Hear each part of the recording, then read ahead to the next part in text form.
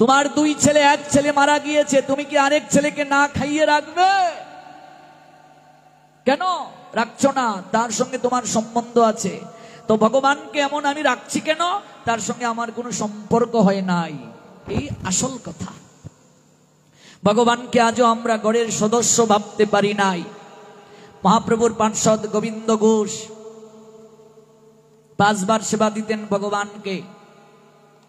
যখন বিয়ে করলেন, একবার সেবা কমে গেল, সেবা 4 বার। বাচ্চা হলো ছেলে, আরেকবার সেবা কমে গেল, গুড়াচাঁদ নাম রাখলেন। এবার নিজের সন্তানের প্রতি অনেক ভালোবাসা। আর যেদিন তিনি গোপীনাথকে বসিয়েছিলেন আসনে, সেদিন বলেছিলেন, গোপীনাথ তুমি আমার সন্তান। এবার গোবিন্দ ঘোষের স্ত্রীও মারা গেলেন, ছেলেটাও মারা গেল। মনের দুঃখে ভগবানের ঘরটা তালা মেরে রেখে দিল, বলল তোমায় আর সেবা দেব না, কিচ্ছু করব না। ভগবান স্বপ্নে দর্শন দিয়ে বললেন, গোবিন্দ, যার জগতে আয়ু নাই তাকে কেউ ধরে রাখতে পারে না, মিছে মিছে আমায় কেন তুই দোষ দিচ্ছিস? একটা কথা বলি তো কি গোবিন্দ, একটা প্রশ্ন করি। কোন বাবার যদি 2টো ছেলে থাকে, একটা ছেলে মারা গেলে সেই বাবা কি আরেকটা ছেলেকে না খাইয়ে রাখে? আমি বুঝি তোর সন্তান না? তুই যেদিন আমায় তোর ঘরে এনেছিলে, আসনে বসিয়েছিলে, তুমি আমার ছেলে, আজকে তুই আমাকে না খাইয়ে রাখছিস? গোবিন্দ ঘোষ বলছেন, তুমি আমার ছেলে, আমি মারা গেলে শেষকৃত্য করবে? সন্তান যদি ভাবতে পারিস, দেখ করি কিনা। সেদিন থেকে গোপীনাথের সেবা আবার শুরু করলেন গোবিন্দ ঘোষ। গোবিন্দ ঘোষ যখন দেহ রাখলেন, এক কিশোর ছেলে কোথা থেকে এলো, শিষ্যরা নিয়ে গেল তাকে শেষকৃত্য করার জন্য। হঠাৎ দেখছে এক কিশোর ছেলে কোথা থেকে এসে বলছে, আমায় দাও না, আমায় মুখাগ্নির কাষ্ঠটা দাও না, আমি মুখে আগুন দেব, দাও না আমার হাতে। অবাক বিস্ময়ে সবাই তাকিয়ে রইল, আর বুঝার বাকি রইল না। স্বয়ং গোপীনাথ বিগ্রহ থেকে প্রকাশিত হয়ে ছেলের রূপ ধারণ করে এসেছে।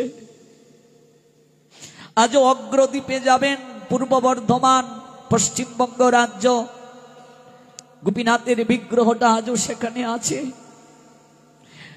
নিজে বিগ্রহ থেকে প্রকাশিত হয়ে শ্রাদ্ধ করেছিলেন ভগবান। শিষ্যরা যখন শেষকৃত্য সম্পাদন করে এলো, মন্দিরের দরজাটা খুলল, সবাই তাকিয়ে দেখল যে গোপীনাথ বিগ্রহের প্রতিদিন সেবা করতেন গোবিন্দ ঘোষ। সেই গোপীনাথ বিগ্রহের গলার মাঝে একটা ধরার চিহ্ন দেখা যাচ্ছে, সুখের চিহ্ন। একটা সাদা কাপড় পাক দিয়ে সুখের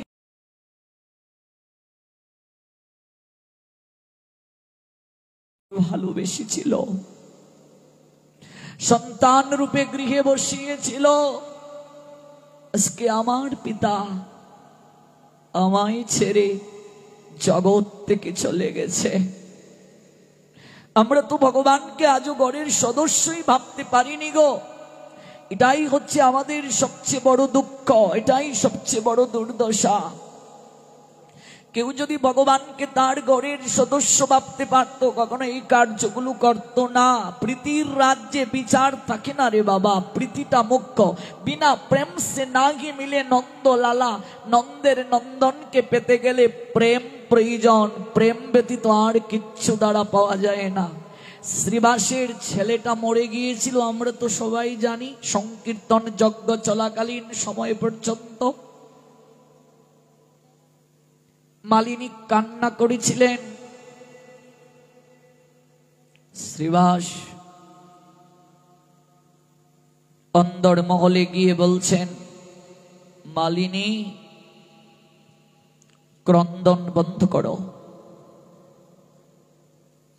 কি বলছো তুমি? কেমন বাবা? ছেলে মরে গিয়েছি, আমি কাঁদবো না? এই জায়গায় তাকে ধারণ করেছি, পোষণ করেছি, প্রসব বেদনা সহ্য করে জগতে আনয়ন করেছি, তিল তিল করে বড় করেছি। আমি কাঁদবো না? আমার চোখে জল আসবে না? তুমি কেমন বাবা? মালিনী, জগতে পুত্রই কার, কন্যাই কার। যার সময় হয়ে যায় তাকে কেউ আর ধরে রাখতে পারে না। মালিনী, যদি কাঁদতে হয়, সহ্য করতে না পারো, কাপড়টা মুখের মাঝে গুজে ক্রন্দন করো, আঁচলটা মুখের মাঝে গুজে দাও। তোমার ক্রন্দনের শব্দ যেন আমার মহাপ্রভুর কানে না যায়, আমার প্রভুর কর্ণে যেন না যায়। ও মালিনী, আমার প্রভুর কীর্তন যদি বন্ধ হয়ে যায়, প্রভুর মধ্যাহ্নে ভোগ রাগ আরতি যদি বন্ধ হয়ে যায়, আমি গলায় কলসি ভেদে সুরধুনী গঙ্গায় ডুবে মরব। যদি কাঁদতে হয়, কাপড়টা গুছে কাঁদো। ভাবা যায় কত বড় ভক্ত শ্রীবাস। ছেলে মরে গেল, কীর্তন বন্ধ করলেন না, কাঁদলেন না। মহাপ্রভুর কীর্তনে আনন্দ নাই, প্রেম নাই। আজ নয়নে অশ্রু কারো আসছে না, কোনো প্রেম নাই। কি ব্যাপার, আজ কীর্তনে প্রেম নেই কেন, আনন্দ নেই কেন? গৃহকর্তা গৃহকর্তীর মন যদি ভালো না থাকে, অনুষ্ঠান সুন্দর হয়, প্রসাদ ভালো হয়? মহাপ্রভু অন্তর্যামী অন্দর মহলের দিকে ছুটছেন, গিয়ে দেখছে মালিনী কান্না করছে, আঁচলটা মুখের মাঝে চেপে ধরে কান্না করছে, নয়নে অশ্রু ঝরছে, কিন্তু কান্নার শব্দ যেন বাইরে না বের হয়। মহাপ্রভুকে সামনে দাঁড়াতে দেখে মালিনী আঁচলটা সরিয়ে কাঁদতে কাঁদতে চিৎকার করে লুটিয়ে পড়ল, গৌর হরি, এই বুঝি সাধু সেবার ফল? এই বুঝি ছিল আমার ভাগ্যে?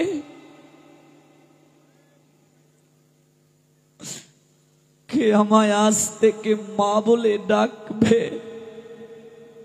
আমি সন্তান হারা হয়ে গেলাম। ও মা, যার ছেলে চলে যায় সে জানে একটা ছেলে হারানোর বেদনা কত। আমার ভাই 2010-এর 8ই মার্চ দেহ রাখলো, মা ব্রেন স্ট্রোক করে ফেলে। এর আগেও তার 3 সন্তান মারা গিয়েছে। বড় ভাই 29 বছর বয়সেও মারা গিয়েছে। আমি একমাত্র ছেলে এখন। ছোটবেলা থেকে আমার মা বলতেন, আমার এই ছেলেটা যেন এই পথে থাকে, বৈষ্ণব হয়। পারিনি এখনো কিচ্ছু হতে। আমার মা বলেন, এখন যদি আমি তোকে বলি সংসারে থাক, স্বার্থপর হয়ে যাব। আমি তো চাইতাম, কারণ প্রথম সন্তানটা মারা গেল মায়ের, এরপরে অনেক পরে ছেলে হলো, পরে আরেকটা মেয়ে হয়ে অনেক দিন থেকে মারা গেল, আবার ছেলে হয়ে মারা গেল, তারপর মেয়ে হলো। মা নাম রেখেছেন ইতি, আমার বোনের নাম ইতি, মানে শেষ, আর দরকার নেই। তার 7 বছর পরে আমার জন্ম। মা বললেন, আমার তো ইচ্ছে ছিল না তুই আসবে, সেটাও তো আমি চাইনি, ভগবান কৃপা করে দিয়েছে, তুই এই পথেই থাকবি। ছোটবেলা থেকে বলতেন। আজকে সব সন্তান মরল। এরপরও আমার মা বলেন, তুই যদি জগতের সন্তান হতে পারিস, তোকে গর্বে রাখা আমি সার্থক বলে মনে করব। এই ত্যাগ সবার দ্বারা হয় না। কে তব কান্তা, কে তব কুমার, অতীব বিচিত্র এই মায়ার সংসার। কোথা হতে আসিয়াছ তুমি বা কাহার, ভাব করো বা এই তত্ত্বসার। বড় ছেলেটার মৃত্যু ভয়াবহ, ডেড বডি চা বাগানে ঝুলন্ত অবস্থায় পাওয়া যায়। স্ট্রোক করে আমার মা, ক্যানেল করে মস্তকের দিকে একটা পাইপ ঢুকিয়ে দিয়েছে ডাক্তার। চিন্তা করলে জল জমে যায়, মূত্রতলির সঙ্গে বের হয়ে যাবে।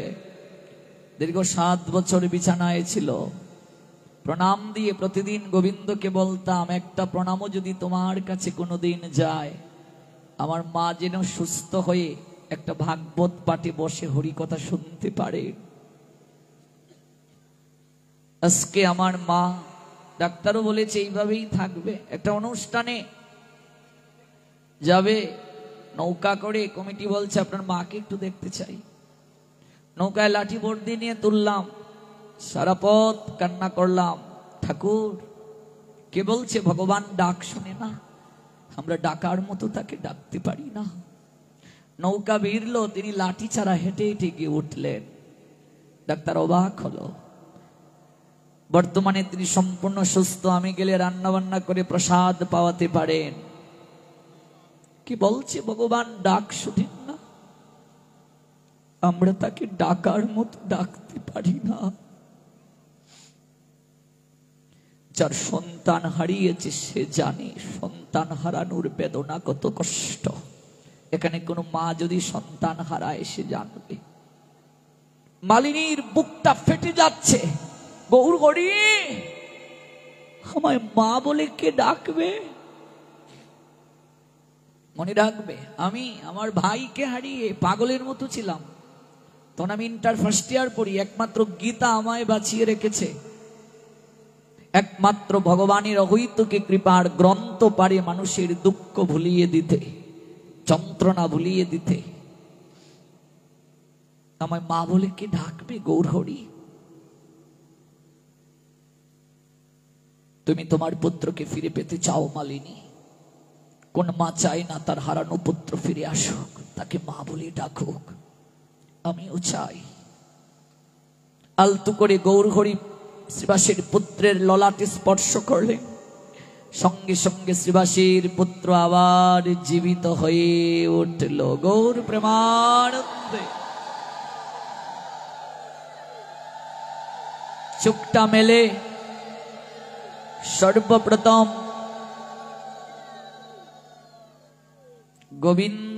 গৌরাঙ্গের দিকে তাকালো শ্রীবাসীর পুত্রটা। মায়ের দিকে তাকায়নি, বাবার দিকে নয়, গৌরাঙ্গের দিকে, গৌর হরির দিকে। কি বলছেন জানেন? প্রভু, আমার বুঝি সংসারের যন্ত্রণা এখনো দূর হওয়ার সময় হয়নি? কত আনন্দ লুকেছিলাম, তুমি ওই জায়গা থেকে আমাকে আবার মায়ার কারাগারে নিয়ে আসলে। কত আনন্দ নিকেতনে ছিলাম, এই ত্রিতাপ জ্বালাময় সংসারে তুমি আমাকে আবার ফিরিয়ে নিয়ে এলে। আমার বুঝি এই সংসারের যন্ত্রণা দুঃখ দূর হয়নি? গৌর হরি, পুত্র তোমার মা কাঁদছে, কাঁদছে তোমার জন্য, কাঁদছে তোমার মা। মায়ের দিকে তাকিয়ে শ্রীবাসীর পুত্র বলছেন, মা, এই জগতে পুত্র কার, কন্যাই বা কার? যার যাওয়ার সময় এসে যায়, বেলা ডুবে যায়, তাকে আর কেউ ধরে রাখতে পারে না। আমার যাওয়ার সময় হয়ে গেছে, তুমি মিছে মিছে আমার জন্য কাঁদছো কেন? আমরা তো অজ্ঞানের বশবর্তী হয়ে কাঁদি, মায়ায় পড়ে কাঁদি। ও মা, আমার জন্য কাঁদলে তুমি আমাকে আর কোনোদিন ফিরে পাবে না। মাগো, এই জগৎ সংসারে একদিন না একদিন যার জন্ম হয়েছে তার মৃত্যু হবেই হবে। কার সৌভাগ্য হয় কৃষ্ণ নাম শুনতে শুনতে জগৎ থেকে যাওয়ার? শেষের দিনে কৃষ্ণ নাম করে কার যাওয়ার সুযোগ হয়? ও মারে, এই সংসার কত বিচিত্রময় বুঝবে যদি 3 দিন বিছানায় পড়ে যাও।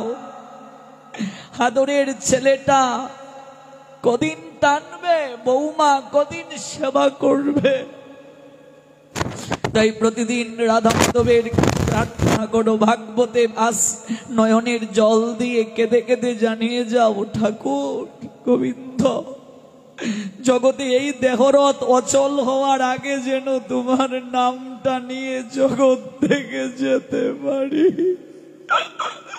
কার শেষের দিনটা কেমন হয় কেউ বলতে পারে না। আমি সারা বাংলায় ঘুরতে গিয়ে দেখেছি এক জায়গায় এক বৌমা আমায় বলছে, প্রভুজি একটু যদি গৃহে আসতে, আমাদের গৃহে।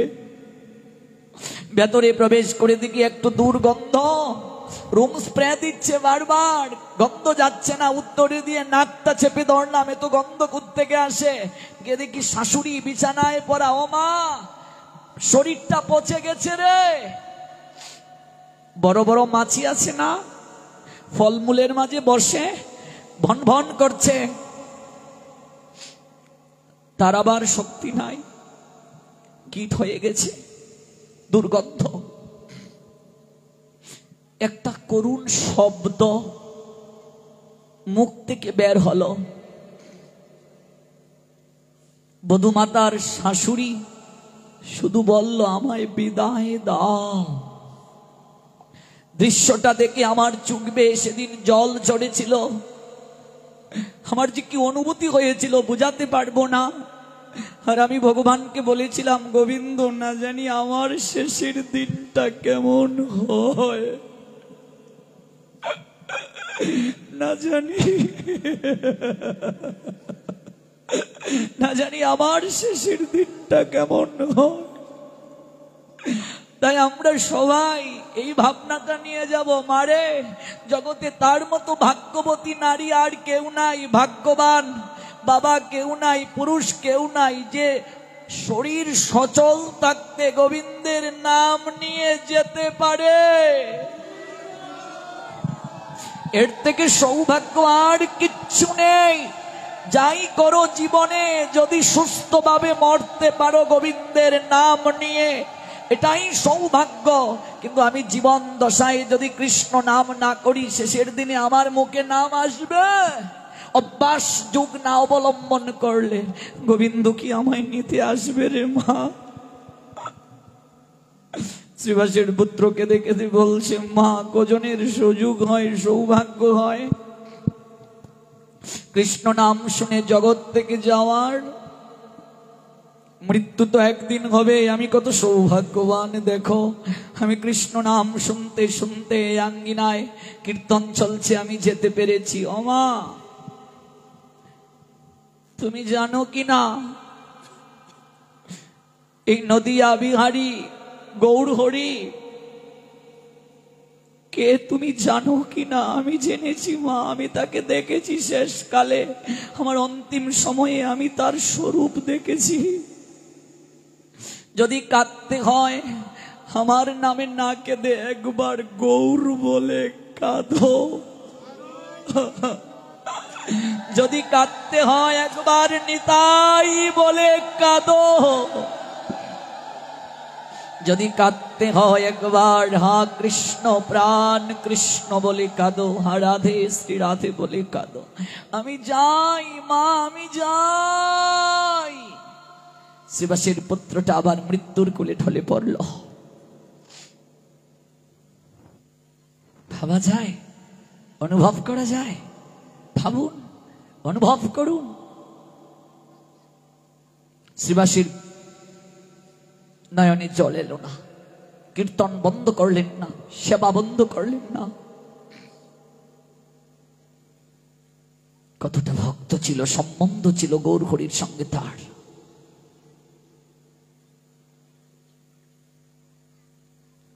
মহাপ্রভু জিজ্ঞেস করছেন, শ্রীবাস, এই যে প্রতিদিন তুমি এত সাধু সেবা করছো, এই যে প্রতিদিন তুমি এই আঙ্গিনায় ভক্তদের সেবা করছো, এত সম্পদ তোমার ব্যয় হচ্ছে, শুনেছি তুমি নাকি স্ত্রীর গহনা বিক্রি করে সেই অর্থ দিয়েও সাধু সেবা করছো। এরপরও অন্য কোনো আঙ্গিনায় আমাদের তুমি কখনো যেতে বলবে না। তুমি তোমার স্ত্রীকে বলেছ তোমার সংসার কি করে চলবে? শ্রীবাস তিনটা হাতে তালি দিলেন। গৌরহরি বললেন, এই তালির মানে কি শ্রীবাস?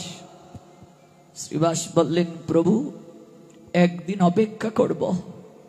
এই যে কালকে মহোৎসব, জেনে যাও মহোৎসবের মহিমা। একদিন অপেক্ষা করব, যার চরণে মাথা ঠেকিয়েছি, সবকিছু সঁপে দিয়েছি, তিনি আমার জন্য কিছু ব্যবস্থা করেন কিনা আমি একদিন অপেক্ষা করে দেখব। দুটো তালি দিলাম, দুদিন অপেক্ষা করব। তিনটা তালি 3 দিন অপেক্ষা করে দেখব কিছু মিলে কিনা। তাতেও যদি না পাই, ওই দেখো গৃহের এক কোণে কলসি আর দড়ি রেখেছি, গলায় কলসি বেঁধে গঙ্গায় ডুবে মরবো। এরপরও আমার গৌর হরিকে আর ভক্তদেরকে আমি কারো বাড়ি যেতে দেব না। শুধু এই জন্মে নয়, প্রত্যেকটা জন্মে জন্মে আমি যেন এমন করে সাধু সেবা করতে পারি, ভগবানের সেবা করতে পারি। শ্রীবাসের কথা শুনে প্রভুর নয়নের জলে ভক্ত ভেসে গেল। শ্রীবাস, আমার বুকে আসো তুমি, তোমার এত প্রেম, তোমার এত নিষ্ঠা, আমি তোমায় 3টা বর দিলাম। এই 3টা বর কমিটিও পাবে যদি নিষ্ঠার সহকারে তারা এই যজ্ঞ করে, আয়োজনকারী পাবে। প্রথম বর, যে আঙ্গিনায় কীর্তন হবে, কারো নামে আঙ্গিনা হবে না, সেই নাম তোমার নামে হবে, তোমার নামে হবে শ্রীবাস আঙ্গিনা। বলুন, যেখানেই কীর্তন হয় আমরা কি অমুক বাড়ির আঙ্গিনা বলি? আমরা কি বলি? শ্রীবাসের আঙ্গিনা। শ্রীবাসকে আয়োজনকারী ভক্তরাই শ্রীবাস। দ্বিতীয় বর, কোনদিন যদি বৈকুণ্ঠের লক্ষ্মীও দাঁড়ে দাঁড়ে ভিক্ষায় বের হয়, লক্ষ্মী কি কোনদিন ভিক্ষুক হবে? তারপরও তোমার ঘরে কোনোদিন অন্ন জলের অভাব হবে না। মনে রাখবে, সাধু সেবায়, মহোৎসবে, ভগবানের সেবায় যদি কেউ অর্থ দান করে, সবজি আদি চাল ডাল যাই দান করে, কোনোদিন কমবে না, তার 3 গুণ বেড়ে যাবে। গৌর প্রেমানন্দে। যে যাই পারেন আগামীকাল মহোৎসবে কমিটির কাছে চাল ডাল তেল দিয়ে যান, ভগবানের সেবা হবে, ভোগ হবে, তারপর সেই প্রসাদ ভক্তরা আমরা পাবো, ভক্তরা আমরা পাবো। এটা শ্রেষ্ঠ কৃপা, এর উপরে আর কোনো কৃপা হতে পারে না। কুকুরের তুলনা দিয়ে গৌর হরি বললেন, মনুষ্য জীবের কথা ছেড়ে দাও, একটা কুকুরও যদি এসে এই আঙ্গিনায় ধুলায় গড়াগড়ি দেয়, সেও বৈকুণ্ঠে গমন করবে। গৌর প্রেমানন্দে। একটা কুকুরও যদি এই জায়গায় এসে ধুলায় গড়াগড়ি দেয়, কুকুরও, সে বৈকুণ্ঠে গমন করবে। 3টা বর। আপনারাও তো নামযজ্ঞ এই মন্দিরে করেন। কত প্রহর হয়? 40 প্রহর। কোনদিন আনন্দবাজারে চাল ডালের অভাব হয়েছে? মহাপ্রভু বর দিয়ে বলছেন, কোনদিন চাল ডালের অভাব হবে না, আমি কাউকে না কাউকে দিয়ে পাঠাবো। গৌর হরি বললেন, কোনদিন অভাব হবে না। ধর্মীয় অনুষ্ঠান সাহস করে দাঁড়িয়ে যাবে, দেখবে কিচ্ছু অভাব হবে না, কিচ্ছু অভাব হবে না। শুধু নিষ্ঠা দরকার, প্রেম ভক্তিটা দরকার। মাধবের প্রতি ভক্তি রাখো, হয়ে যাবে। আজকে মাধব এইভাবে আছেন, মাধব চাইলে এই জায়গায় তো বিশাল মন্দির হতেও পারে, শুধু আমাদের নিষ্ঠাটা দরকার। আমার জায়গায় অন্য আলোচক এসে বসবে, বর্তমান যে কমিটি আছেন তার জায়গায় অন্য কেউ আসবে, কিন্তু আপনারা যে শ্রেষ্ঠ কার্য করে গেলেন, সৃষ্টি লগ্ন থেকে যারা ছিলেন, যুগ যুগ ধরে রাধা মাধব আপনাদের কলস কাঠির পাহারাদার হয়ে থাকবে। গৌর প্রেমানন্দ আপনাদের রক্ষক হয়ে থাকবে, আপনাদের পরিচালক হয়ে থাকবে। আপনি চলে যাবেন, আমি চলে যাব, যিনি সেবা দিচ্ছেন তিনি চলে যাবেন, নতুন কেউ আসবে, কিন্তু আমাদের সৎ কর্মগুলো থেকে যাবে, আমাদের সৎ কর্ম থেকে যাবে। এই জন্য ভগবানের জন্য কার্য করতে কৃপণতা করবে না। এই যে আজকের যিনি পাঠের আয়োজন করেছেন, উৎসর্গ করেছেন, পরলোকগত কালাচাঁদ দাস মহোদয়ের উদ্দেশ্যে তার পরাশান্তির নিমিত্তে পুত্র শ্রদ্ধাস্পদে সুশ্রী জয়দেব দাস এবং শ্রীমতী শ্রদ্ধাস্পদে শিলারানী দাসী পুত্রবধূ এই যে আয়োজন করলেন তারা, এটি শ্রেষ্ঠ কর্ম, শ্রেষ্ঠ কার্য। এর উপরে আর কোনো কার্য হতে পারে না। পরলোক ধাম থেকে তিনি মৃদু মৃদু হাসছেন তার এই পুত্রের সৎকর্মের জন্য, আর সেখান থেকে আশীর্বাদ দান করে ভগবত কৃপা প্রাপ্ত হয়ে বৈকুণ্ঠে গমন করছেন। এইভাবে আমরা দুজন ব্যবসায়ী যদি বের হয়ে আসি যে একদিনের পাটের দায়িত্ব আমি নিলাম, তিনজন মিলে একদিনের পাটের প্রসাদের দায়িত্ব আমি নিলাম, দেখবে 7 দিন 15 দিন পাট দেওয়া কোনো ব্যাপার না, কোনো ব্যাপার না। 10-এর লাঠি 1-এর বোঝা, একটু একটু করে নিজ নিজ জায়গা থেকে যদি আমরা এগিয়ে আসি, কোনো ব্যাপার না। সৎ উদ্দেশ্যটা, মনটা যেন থাকে, সৎ উদ্দেশ্য একাগ্রতাটাই জীবনের মুখ্য। শ্রীবাসীর পুরো পরিবারকে কৃপা করলেন, এমনকি সেদিন আমরা শ্রবণ করিলাম কাজীর মেয়েটাকে পর্যন্ত কৃপা করলেন। অবাক হবেন, শ্রীবাসীর যে পাঞ্জাবি বানায় দর্জি, ওই দর্জিটাকেও মহাপ্রভু কৃপা করলেন। পাঞ্জাবি বানাতে যখন দর্জি স্পর্শ করেছে, সঙ্গে সঙ্গে তার বিকার এসে গেছে, শরীরে প্রেমের বিকার। যারা এমন করে গৌর গোবিন্দের সেবা করে, সাধু সেবা করে, আমরা যে গৃহে ছিলাম মনে হচ্ছে যেন নিজের বাড়িতেই আমি আছি। অমৃত প্রভুদের পরিবার, তার পরিবার আমাদেরকে প্রাণ ভরে সেবা করেছে। মা লক্ষ্মী তাদের কৃপা করুন, তাদের অহৈতুকী ভক্তি লাভ হোক। দেখতে দেখতে 7টা দিন চলে গেল। বিশ্বাস করুন, মনে হচ্ছে আমি যেন আপনাদের বরিশালেরই একজন হয়ে গেছি। এই আনন্দটা চিত্তে নিলাম। বিদায় শব্দটা ছোট্ট একটা শব্দ, কিন্তু এটি খুবই মর্মার্থ। কেউ কাউকে বিদায় দিতে চায় না, জগতে কেউ কাউকে বিদায় দিতে চায় না। পিতা পুত্রকে বিদায় দিতে চায় না, পুত্র পিতামাতাকে বিদায় দিতে চায় না, স্বামী স্ত্রীকে বিদায় দিতে চায় না।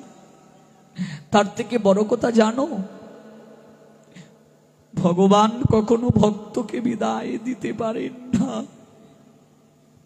এজন্য যজ্ঞ যখন সমাপন হয়ে যায়, তখন গৌরাঙ্গ সুন্দরের নয়ন বেয়ে জল পড়তে শুরু করে, কাঁদতে থাকেন ভগবান। ভক্ত আমার মাতা পিতা, ভক্ত আমার গুরু, ভক্ত আমার নাম রেখেছে বাঞ্ছা কল্পতরু। এই জগৎ সংসারে ভক্তকে নিয়েই তো ভগবানের আনন্দ। ভক্ত নাই, ভগবানের আনন্দ নাই। যে দেখুন, তিল পরিমাণ জায়গা নেই, চারিদিকে ভক্ত। যেখানে ভক্ত আছেন রাধা মাধব, সেখানে আনন্দে বিহার করেন। ভগবান সেখানে আছেন। কৃষ্ণ কোথায়? কৃষ্ণ আছেন কৃষ্ণ কথায়, কৃষ্ণ আছেন কৃষ্ণ ভক্তের আশ্রয়ে। যেখানে কৃষ্ণ ভক্ত, কৃষ্ণও সেখানে। রাধা মাধব আপনাদের অহৈতুকী করুণা করুন, আরো অধিক থেকে অধিকতর কৃপা বাড়িতে অবিস্নাত করে প্রতি বছরই আনন্দের হাট বসান। আমি যে সব সময় আসতে পারবো তা নয়, সারা বাংলায় আমাদের প্রোগ্রাম থাকে। যারা তত্ত্বদ্রষ্টা, শুদ্ধাচারী আলোচক, তাদের এনে ভাগবত পাঠের সংখ্যাটাকে বাড়াবেন। কীর্তন থেকে ও পাঠের মাধ্যমে যেভাবে এই চিত্ত পরিবর্তন হয়, শেখার থাকে, জানার থাকে, অন্য কোনো মাধ্যম দ্বারা সেটি হয় না। অবশ্যই কীর্তন প্রয়োজন আছে, কিন্তু আগে শ্রবণ করব কীর্তনের তত্ত্ব, তারপর আমরা অহৈতুকী নাম, প্রেম, রস আস্বাদন করব। দেখবে পরিবর্তন হয়ে যাবে। এই 7 দিন ব্যাপী কোনো শব্দ চয়ন, কোনো বাক্য প্রয়োগে আপনাদের মনে হয়তো অনেক কষ্টের সঞ্চার, দুঃখের সঞ্চার হয়েছে।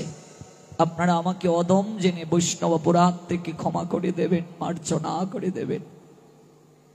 আবার যদি কোনোদিন রাধা মাধব কৃপা করেন অবশ্যই সাক্ষাৎকার হবে। আশ্বিনের 2 তারিখ থেকে আমার আপনাদেরই পাশের জেলা পটুয়াখালীর বাউফল কালাইয়া বন্দর, সেখানে আমি আসবো 7 দিনের জন্য। আশ্বিনের 2 তারিখ থেকে আপনারা সবাই নিমন্ত্রিত, আপনারা আমন্ত্রিত। অনলাইনের কল্যাণে আপনারা জানতে পারবেন আমরা কোথায় আছি। আবার হবে তো দেখা, এই দেখাই শেষ দেখা নয় তো। গৌর হরি সবাইকে সুস্থ রাখুন। বিশেষ করে আমার শিশির বাবা, সে অনেক কল দিয়েছে আমায় এই প্রোগ্রামটাতে আসার জন্য। তাকে আপনারা সহায়তা করেছেন, কমিটির ভক্তবৃন্দ, সবারই অবদান আছে। বিশেষ করে অমৃত প্রভুর বাবা, তারও অনেক ইচ্ছা, সবার ইচ্ছে পূরণ হলো। রাধা মাধব পূরণ করালেন। সভাপতি, সম্পাদক, কোষাধ্যক্ষ থেকে শুরু করে সবার প্রতি আমি কৃতজ্ঞতা জ্ঞাপন করছি। আমার এই শম্ভু বাবা একেবারে এটা তার নেশা হয়ে গেছে। আমরা আছি কিসের তার খাওয়া ঘুম, এতো আমরা চলে যাওয়ার পর তার অনেক কষ্ট হবে, আপনাদের কষ্ট হবে, আমাদেরও কষ্ট হবে। মহাপ্রভু যেন সবাইকে সুস্থ রাখেন, আনন্দে রাখেন। মহাপ্রভু সবার মঙ্গল করুন, সবাইকে অহৈতুকী প্রেম দান করুন। আবার গৌর হরির কৃপা হলে আবার সাক্ষাৎকার হবে। নেতা